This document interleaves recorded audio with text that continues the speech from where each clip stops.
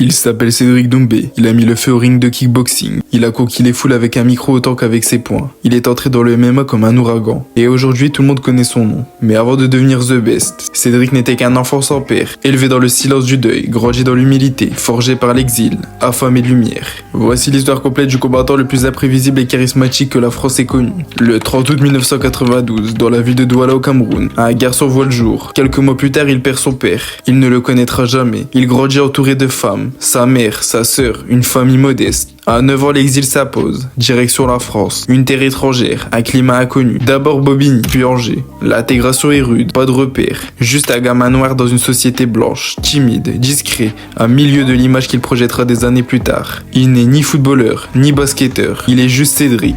Et ce nom ne résonne encore dans aucune salle. Mais à l'intérieur, une envie brûle. Une envie de devenir quelqu'un. Il découvre les sports de combat tard. À 16 ans, il se frotte au kung-fu. Mais ce n'est qu'à 19 ans qu'il découvre le kickboxing. Trop tard pour certains. Pour lui, juste à temps. Le timing parfait. Une révélation. Pas d'école prestigieuse. Pas de coach renommé au départ. Il s'entraîne dans une petite salle. Mais il apprend vite, très vite. Il comprend les déplacements, la distance, le jeu de jambes. Et surtout, il comprend comment faire mal. Comment finir un combat. Son style est unique. À la fois provocateur, fluide, imprévisible.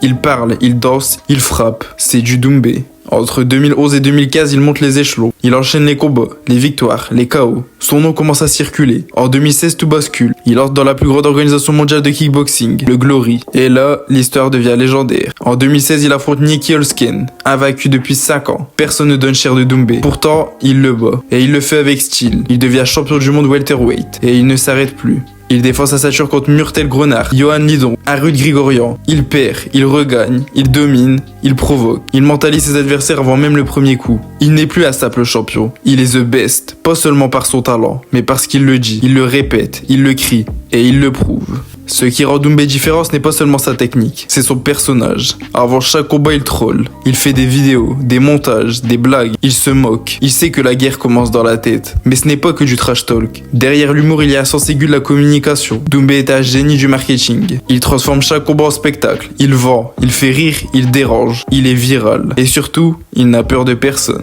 À l'apogée de sa carrière kickboxing, Doumbé prend une décision folle. Il quitte le Glory pour le MMA. Beaucoup le prennent pour un fou. Il est au sommet. Pourquoi risquer tout ça dans un sport qu'il maîtrise à peine? Mais Doumbé aime le défi. Il veut prouver qu'il peut briller dans la cage comme sur le ring. Il commence doucement. Il combat dans des organisations locales. Il affine son grappling, sa lutte, son jujitsu. Il garde son style de striker, mais il apprend à défendre, à survivre au sol. Et là encore, il gagne. Par KO. Toujours. Il reste fidèle à lui-même. Pas de décision. Il veut finir ses adversaires. 2023, le moment clé. Doumbé signe au PFL. Il est la star. Il arrive à Paris pour ses débuts face à Jordan Zebo. Le combat, 9 secondes. Un KO foudroyant. La salle explose. Les réseaux aussi. Doumbé vient d'annoncer son arrivée avec fracas. Il est là pour tout prendre. Et maintenant, plus question de combat facile. Il est lancé et tout le monde veut le voir contre les meilleurs. 7 mars 2024, l'U-Arena, 20 000 spectateurs. Il affronte Baki, le jeune loup invaincu, star montante du MMA français. Le combat est tendu, Baki est solide. Mais dans le 3e round, un coup de théâtre, Doumbé s'arrête. Il parle à l'arbitre, il ne peut plus poser le pied. Il y a une écharpe dans son orteil. L'arbitre arrête le combat. TKO, défaite, la première de sa carrière MMA. La foule est en choc. Certains le traitent de lâche, d'autres le défendent. Lui, il garde son calme, il annonce la revanche, il sait que ce n'est pas fini, ce n'est qu'un chapitre. Mais Cédric, ce n'est pas que des combats, c'est aussi un homme de foi, converti à l'islam, un homme qui défend des causes, il s'engage contre les violences faites aux femmes, il participe à des émissions comme Le Cercle, LOL et amuse le public. Il est partout et il ne triche jamais, il est ce qu'il montre, drôle, malin, humain. Cédric Doumbé, c'est l'histoire d'un enfant de Douala devenu roi sans couronne, d'un showman devenu icône, d'un kicker devenu MMA fighter. Il a tout gagné, il a aussi perdu, mais il revient toujours. Et s'il dit qu'il est the best, ce n'est pas de l'orgueil, c'est un avertissement. Parce que même quand on pense que c'est fini, Cédric revient, encore plus fort.